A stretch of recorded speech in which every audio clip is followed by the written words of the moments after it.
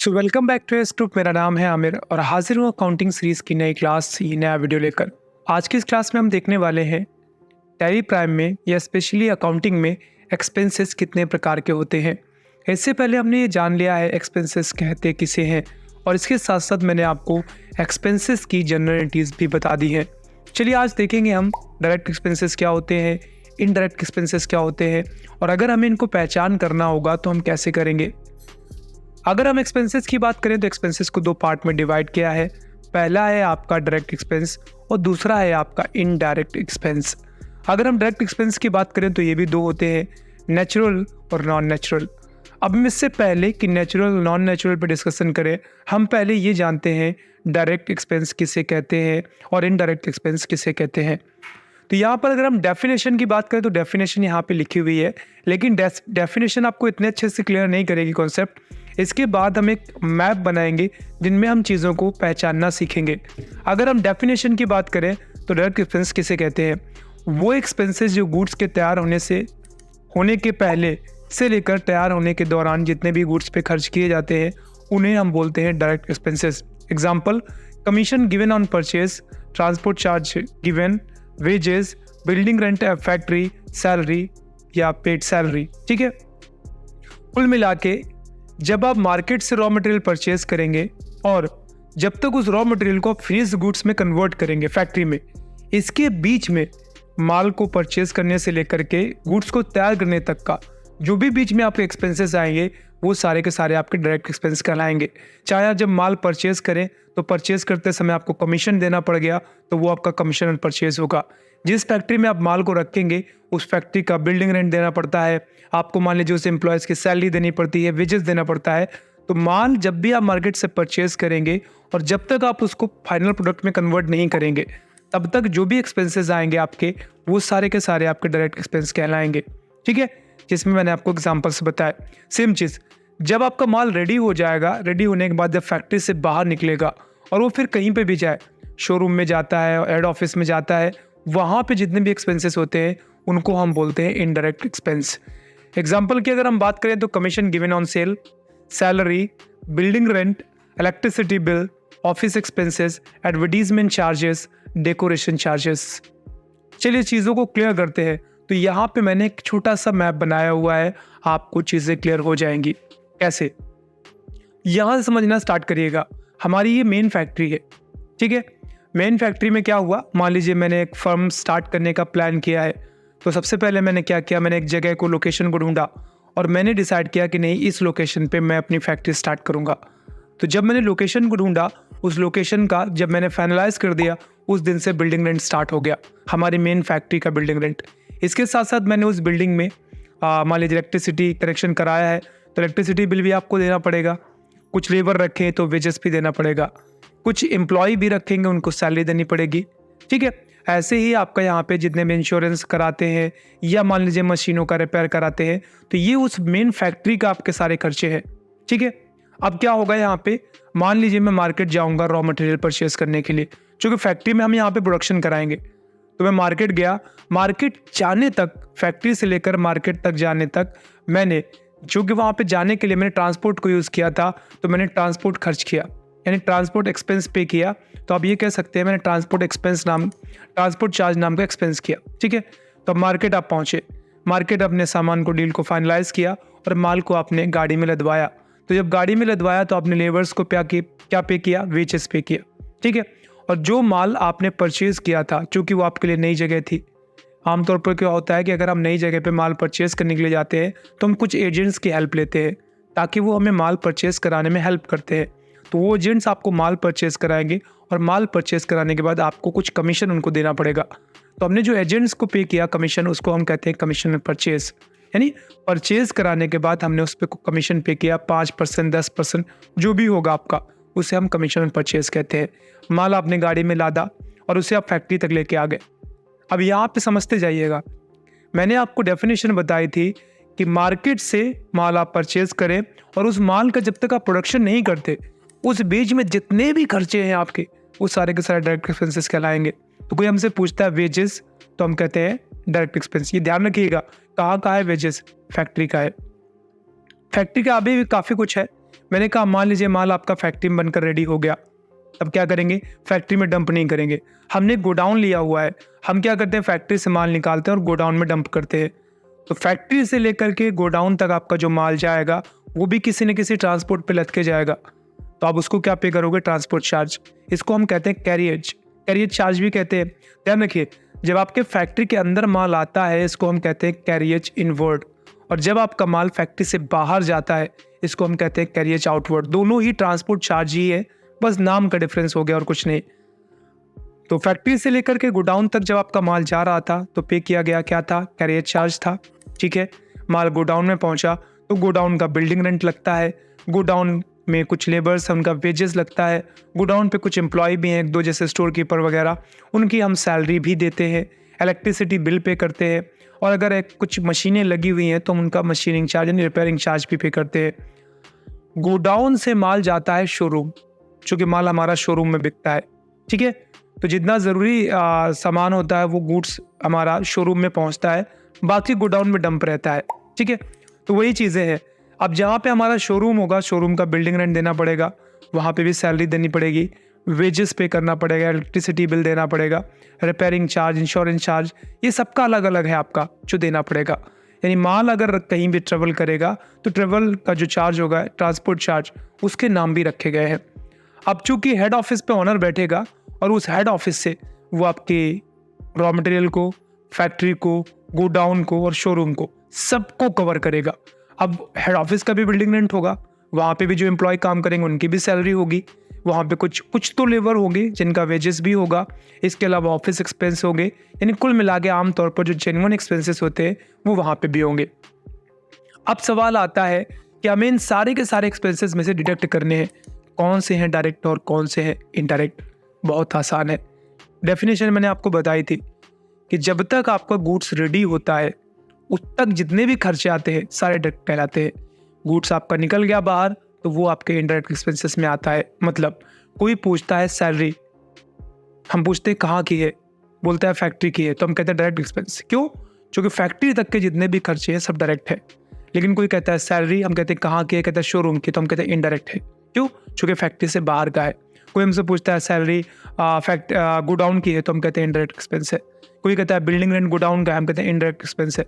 कोई कहता है बिल्डिंग रेंट फैक्ट्री का है, हम कहते हैं डायरेक्ट एक्सपेंस है। कोई कहता है कि इलेक्ट्रिसिटी बिल फैक्ट्री का है, हम कहते हैं डायरेक्ट एक्सपेंस है। कोई कहता है इलेक्ट्रिसिटी बिल मान लीजिए शोरूम का है, हम कहते हैं इनडायरेक्ट एक्सपेंस है। कोई कहता है एडवर्टीजमेंट चार्ज। तो अब थोड़ा सोचिए, जब हम विज्ञापन कराते हैं तो हम कहाँ का कराते हैं, कस्टमर्स को कहाँ पे बुलाएंगे आप, शोरूम पे। तो अगर हमसे कोई पूछता है एडवर्टीजमेंट चार्ज तो हम कहते हैं इनडायरेक्ट है। क्यों? क्योंकि शोरूम फैक्ट्री से बाहर का है। अगर ऐसे ही में कोई हमसे ये कह देता है मान लीजिए डेकोरेशन चार्ज, तो कहाँ कराते हैं डेकोरेशन आप, सोचिए।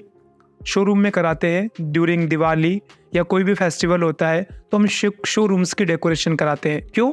क्योंकि उन शोरूम्स की डेकोरेशन कराने से कस्टमर्स अट्रैक्ट होते हैं, है ना।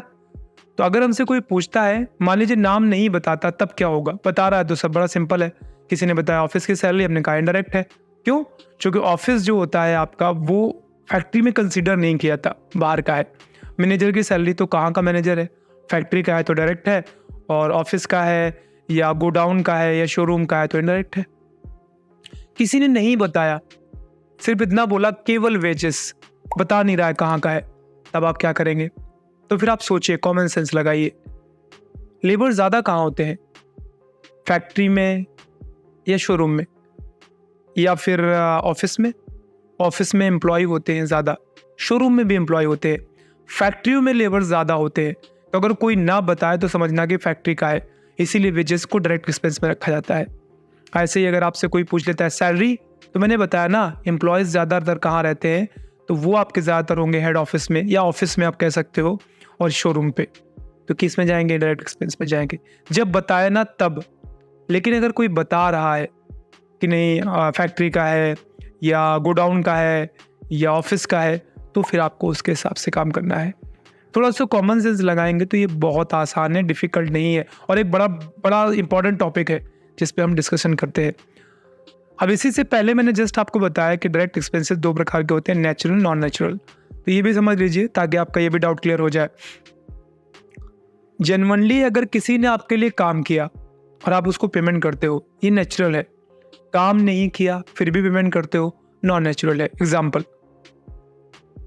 कोविड के टाइम पे अगर हमें वेजेस पे करना पड़ जाए तो क्या कोविड के टाइम पे हमारे एम्प्लॉयज़ ने हमारे काम किया? नहीं किया। तो जो हम पे कर रहे हैं वो नॉन नेचुरल है। लेबर्स धरने पे बैठे हुए हैं फिर भी हमसे वेजेस मांग रहे हैं, तो किस में आएगा? Natural, non natural? Non natural है। क्योंकि आमतौर पर जब लेबर्स काम करते हैं हम उनको पेमेंट करते हैं, ये नेचुरल है। काम किए बिना नॉन नेचुरल है। ठीक है, जैसे मशीन ख़राब हो जाए हम उसकी रिपेयरिंग कराते हैं, नेचुरल है। आग लग जाए फिर हमें रिपेयर कराना पड़े, कोई कलामिटी आ जाए, ये नॉन नेचुरल है। तो ये एक बड़ा वर्ड्स को भी अगर आप समझेंगे you can easily find out कि इसमें आपका नेचुरल क्या है, नॉन नेचुरल क्या है। भाई नेचुरल जो चीज़ें होती हैं और नॉन नेचुरल जो चीज़ें होती नहीं है, हमें मजबूरी बस करना पड़ रहा है, that is called non natural. Hope so आपको समझ आ गया होगा। फिर भी कोई डाउट हो तो आप कमेंट सेक्शन पे ज़रूर लिखा करें। आई विल ट्राई कि मैं उस पर वीडियो बनाकर बताऊं। चलिए, यहाँ पर आप कुछ एक्सरसाइज तौर पर कुछ एंट्रियाँ दी गई हैं जो आपको बनानी है। सबसे पहले ये फर्म ने इलेक्ट्रिसिटी बिल पे किया है 5,000 रुपये और बिल्डिंग रेंट पे किया है 40,000 रुपये। अगला है फर्म ने ट्रांसपोर्ट चार्ज पे किया है 10,000 और सैलरी पे की है 15,000। चलो एक क्वेश्चन आ गया, तो सवाल आता है ट्रांसपोर्ट चार्ज किस में जाएगा? थोड़ा इंपॉर्टेंट सा सवाल है, हम वापस से आते हैं। वैसे मैं आपको बता दूं, जो ट्रांसपोर्ट चार्ज है अगर बताया ना जाए तो ये आपका डायरेक्ट एक्सपेंस में जाता है। वजह क्या है?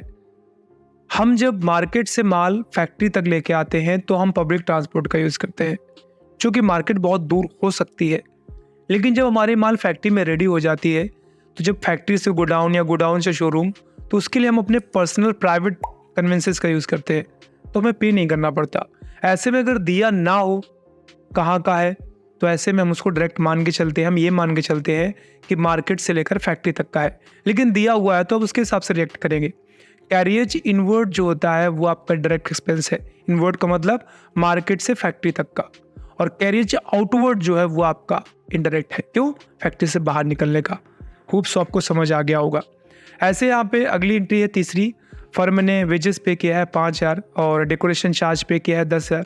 डेकोरेशन चार्ज किस में जाएगा? कहाँ पे होता है? सोचिए, फैक्ट्री में या शोरूम पे, कहाँ की सजावट होती है? अगला है फर्म ने रिपेयरिंग चार्ज पे किया है 20,000 रुपये, पेमेंट सारा का सारा BOB चेक में किया है। और अगली एंट्री है फर्म ने पे किया है एडवर्टीजमेंट चार्ज 10,000 रुपये और वेजेस पे किया है 5,000 रुपये। फर्म ने 5,000 रुपये विड्रॉ किए SBI बैंक से और जमा कर दिए हैं BOB बैंक में। ये कुछ एंट्रियाँ हैं आपको बनाने के लिए। हालांकि मैं बनाना आपको पहले ही बता चुका हूँ, तो पहले ट्राई करिए, थोड़ा वीडियो को पॉज कर लीजिए, क्योंकि मैं आपको इनके आंसर्स भी बताऊंगा।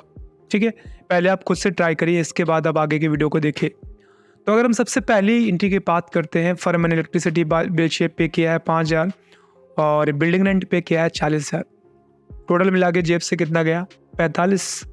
कैश माइनस कर दीजिए 45। एक्सपेंस बढ़ाया है 5,000 और बिल्डिंग रेंट नाम का एक एक्सपेंस बढ़ाया है 40,000। जब एक्सपेंसेस बढ़ते हैं तो बाई करते हैं, और जब आपके एसेट्स घटते हैं तो टू करते हैं। मैं आपको ऑलरेडी बता चुका हूँ। By electricity bill 5,000, by building rent 40,000, to cash 45,000। Firm ने ट्रांसपोर्ट चार्ज पे किया 10,000, सैलरी पे की 15,000, टोटल मिला के कितना गया? 25,000। पेमेंट किया SBI से, तो SBI घटाइए 25 और दोनों एक्सपेंसेस आप यहाँ पे बढ़ा लीजिए, ट्रांसपोर्ट चार्ज और सैलरी। बाई में हो जाएगा और टू में आ जाएगा। ठीक है, फर्म ने वेजेस वाला है सिंपल, तो वेजेस पे किया 5, डेकोरेशन चार्ज 10 तो 15 हो गया आपका, और रिपेयरिंग चार्ज 20, तो 15, 20, 35, तो 35 घटाइए BOB और तीनों एक्सपेंसेस बढ़ा लीजिए। तो आपका by wages 5,000, by decoration 10,000, by repairing charge 20,000 and to BOB 35,000। Firm ने एडवर्टीजमेंट चार्ज पे किया 10,000 और पे किया वेजेस, टोटल मिला के 15 गए आपके, तो माइनस कैश 15, टोटल आपके एक्सपेंसेस यहाँ पे आ गए। फर्म ने इस बार 5,000 रुपये SBI बैंक से निकाल के BOB में ट्रांसफ़र किए, तो SBI घटाइए BOB बढ़ाइए, minus SBI 5,000 and plus BOB 5,000, to SBI account 5,000 by BOB 5,000। तो ये तो बन गई आपकी एंट्रियाँ। अब सवाल आता है टैली प्राइम में भी करके देख लेते हैं सो दैट सारी चीज़ें क्लियर हो जाए। तो मैं फ़िलहाल के लिए मैं यहाँ से कंटिन्यू एजुकेशन मोड पे जाऊँगा और ये हमारा सॉफ्टवेयर ओपन हो गया है। ऑल F3 कर सकता हूँ वैसे। यहाँ से मैं ज़रा चेक कर लेता हूँ, कंपनियाँ मैंने ऑलरेडी बनाई हुई थी, उन्हीं में से किसी बनी बनाई कंपनी का हम इस्तेमाल कर लेंगे। एसेट्स एंड एक्सपेंसेस इसी का हम यूज़ कर लेंगे, ठीक है। पहले मैंने एंट्रियाँ पास भी की थी, तो मैं वाउचर में जाता हूँ और डायरेक्टली एंट्रियाँ पास करते करते लेजर्स बनाता हूँ जिसकी ज़रूरत पड़ेगी हमें। तो अभी फ़िलहाल डबल मोड पे है, चूँकि बाय टू नहीं आ रहा है, तो मैं यहाँ से जाऊँगा चेंज मोड पे और इसको मैं सिंगल में था, मुझे डबल करना होगा। ये आ गया आपका। अब जो सबसे पहली एंट्री थी, एक बार ज़रा एंट्री पे आते हैं। इलेक्ट्रिसिटी बिल और बिल्डिंग रेंट मिलाकर आपका 45 था। तो यहाँ से इलेक्ट्रिसिटी बिल अगर बना हुआ था, ये दबाइए, बना हुआ है, किस में जाता है पता ना हो कहाँ का है, तो इनडायरेक्ट में। क्यों? क्योंकि फैक्ट्री में हम फ्यूल चार्ज का यूज़ करते हैं, ठीक है, बाय डिफ़ॉल्ट होता है इसका। कितना? 5000। एंटर प्रेस कर दीजिए, फिर एंटर प्रेस करिए। आगे क्या था? बिल्डिंग रेंट था। ना बना हो तो बना लीजिए, बिल्डिंग रेंट मेरे केस में बना हुआ है। किस में जाता है? बाय डिफ़ॉल्ट इनडायरेक्ट में जाता है, बताना हो क्यों? चूँकि शोरूम का और गोडाउन का और ऑफिस का, तीनों का ज़्यादा होगा, 40,000। एंटर प्रेस कर दीजिए, टोटल कैश में पेमेंट कर दीजिए, कंट्रोल ए करके सेव कर दीजिए। होगी आपकी पहले एंट्री। अगली में ट्रांसपोर्ट चार्ज 10 और सैलरी 15 पे करनी है SBI चेक में 25। तो मैं यहाँ से ट्रांसपोर्ट चार्ज अगर बना होगा तो ठीक है, बना हुआ है, डायरेक्ट में जाएगा, ठीक है। कितना था? 10।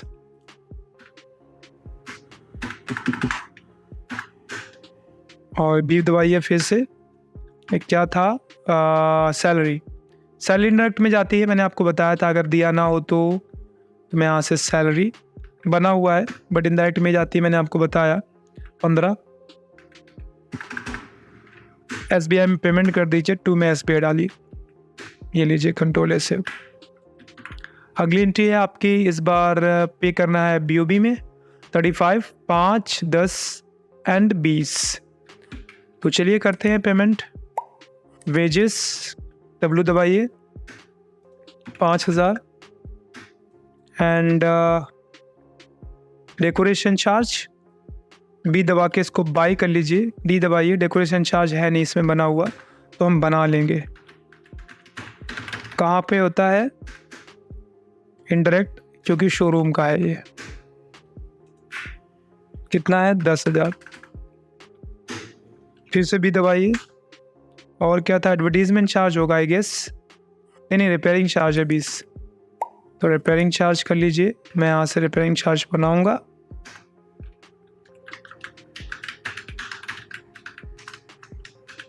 गेस करिए रिपेयरिंग चार्ज क्या होगा? डायरेक्ट। क्यों होगा? मशीनें कहाँ पे होती है? पेमेंट कर दीजिए टोटल BOB में। बना नहीं तो बना लीजिए। बैंक अकाउंट, कंट्रोल ए सेव, कंट्रोल ए सेव। ये हो गई आपकी पहली एंट्रियाँ, ठीक है। अगले में जाइए, एडवर्टीजमेंट चार्ज और वेजेस पे कर दीजिए 15,000। तो एडवर्टीजमेंट चार्ज ये दबाइए, अगर बना होगा तो आएगा, अदरवाइज बनाइए।